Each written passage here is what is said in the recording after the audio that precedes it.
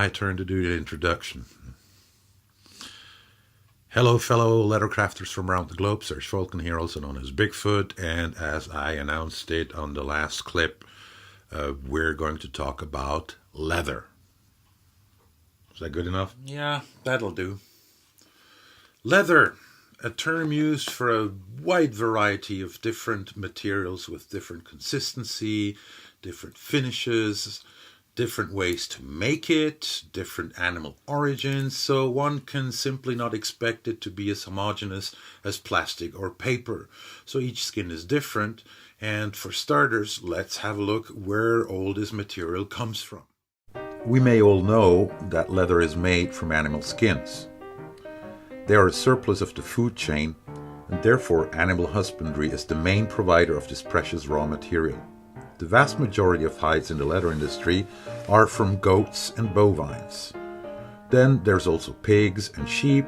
Much rarer are horse hides due to their high irregularity in thickness and density, but also for cultural reasons. Even chicken feet get tanned to make exotic-looking watch bands. Depending on the culture and location, there are also other kinds of domestic animals we may not think about spontaneously, such as ostriches, camels, or llama. The kangaroo also has been integrated into the food chain. Its leather is particularly solid despite its relative thinness. Reindeer are a major domesticated food source to many circumpolar ethnic groups. Wild living animal skins are also made into leather, though to a lesser extent. Antelopes, deer are common, but I guess bear leather it's much harder to come by than, for example, buffalo. Well, there's many more wild living animals that have their hides turned into leather, but I can't draw them all.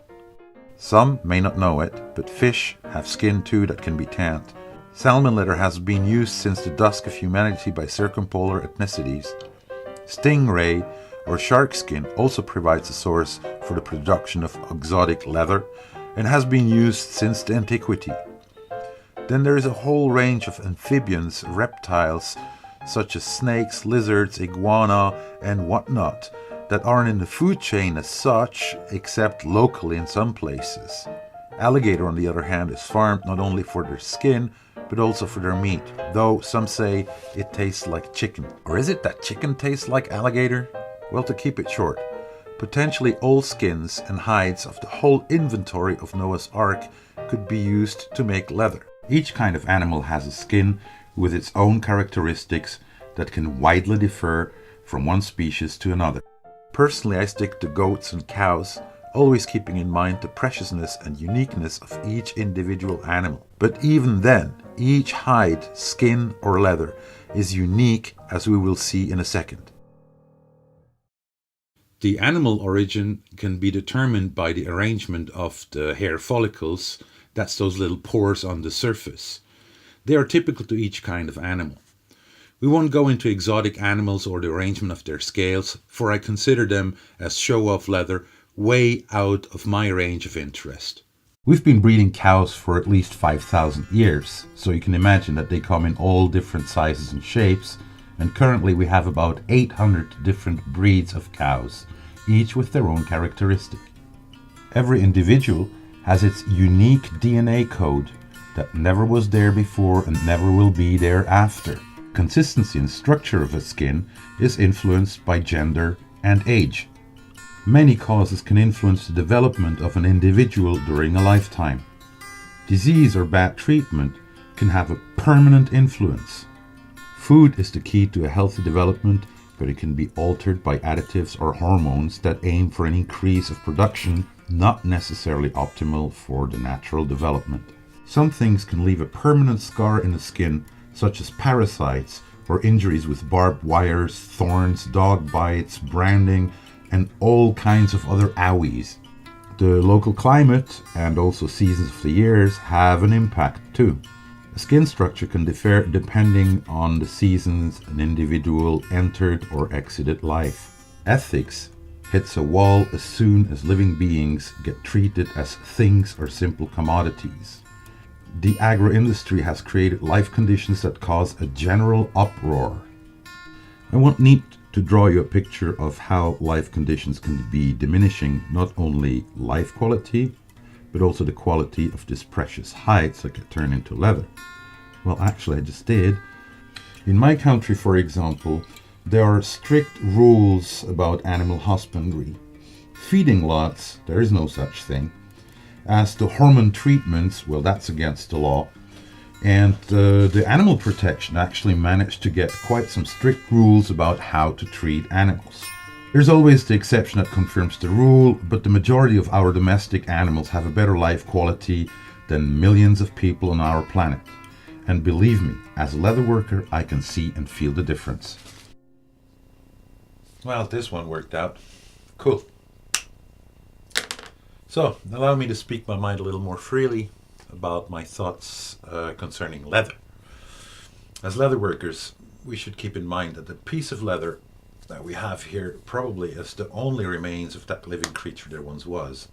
So, we should treat any leather with respect, not to be wasteful, because we have the chance to give it a second life through a valuable and long-lasting object. It will have its own story too. And there's more to it than just the economic value. That is why I have a problem with this mentality to pop out lots of cheaply made articles. I'm not very comfortable with that thought. Or do you really want to embrace that mass production mentality of a consumer-oriented industry you despise so much as an artisan? Or would it be more acceptable to give it a small piece of your soul to it on its journey as something well-made and long-lasting? So Mother Nature provides us with a great renewable resource. But natural leather? It sounds like an oxymoron. There's no leather in nature. Or could you tell me on what tree it grows? Well, yeah, actually that's true. There is no such material as leather in nature. We got the hides, we got the tannins, we got all these products that are taken out of nature but turned into a non-existing material that is man-made. Actually, it is the first man-made material, come to think of. I'd love to make another infograph about how leather is tanned, but it's just way too complex. Instead, have a look at this link up here. It's the Herman Oak Tannery in St. Louis, and they'll show you how they make their leather. Other than that, do a little bit of homework and check also on the links here below. So there are so many different tanning procedures and tanning recipes, just as diverse as all of these well-kept family secrets of grandma's apple pie that doesn't taste like any other apple pie in the world. Buying leather starts to be more complicated than just getting a simple cup of coffee at Starbucks. Leather can come as hard as a plank or as soft and thin as a rag. For leather carving, we use crust leather. That means it's vegetable tanned leather with no surface treatment or color or dye. If we take leather that hasn't been colored, vegetable tan would be kind of beige, tan, skin colored. Chrome tan, on the other hand, would be kind of grayish, bluish, or greenish, pale green, but you won't find it undyed on the market, or very hardly. Chrome tan is also very elastic, has got a little bit of a rubbery feeling, and is a little bit fluffy. And usually it's already colored and dyed, and it comes in a huge range of different colors already on the market as is. A dead giveaway for chrome tan is this grayish edge it has. Some may be dyed all the way through, so you can't really see it. Let's do a quick demo test with 5 samples of vegetable tanned and undyed leather. Number 1 is a scrap that has been laying around for at least 5 years. Number 2, same leather but cased and dried some time ago. Number 3 is a fresh piece of Herman Oak vegetable tanned carving leather. Number 4, a goat skin sprayed with a thin water repellent. And finally, number 5, a veg tanned leather dipped in hot wax to add more body and strength to it. Some quick dabs with a dauber already show that some pieces suck up the dye in no time and others have a very slow penetration, such as on sample number 5. Before we go on with the test, let's give it some time to dry, say about an hour. We can observe a slight lightening up of the color. So before moaning, "I don't like it, it's too dark," Give it some time to dry. My question during the rubbing test is, how well does the pigment stick to the leather? Against all expectation, the wax tip leather number 5 passes the test, unlike other samples that leave a pigment residue on our white cloth. We may conclude that, considering the wide range of parameters, constant testing of the various leathers we work with are a requirement, and that there are no absolute rules as to how well things can work out. Well, in those 10 minutes, I only was able to give you a small glimpse about the vastness of all these different kinds of leathers they are. We're going to work with vegetable tanned, undyed, uncolored, and untreated leather, if possible. And we may also understand by now that each hide is different and has its own characters. So it's not always going to behave the exact way as we expect. If you like this video, share it with your friends. Links are below as usual. And stay tuned for the next episodes where we finally are going to do some hands-on jobs of leather dyeing and coloring. Thank you. With all that, we still don't know what that toothbrush is for.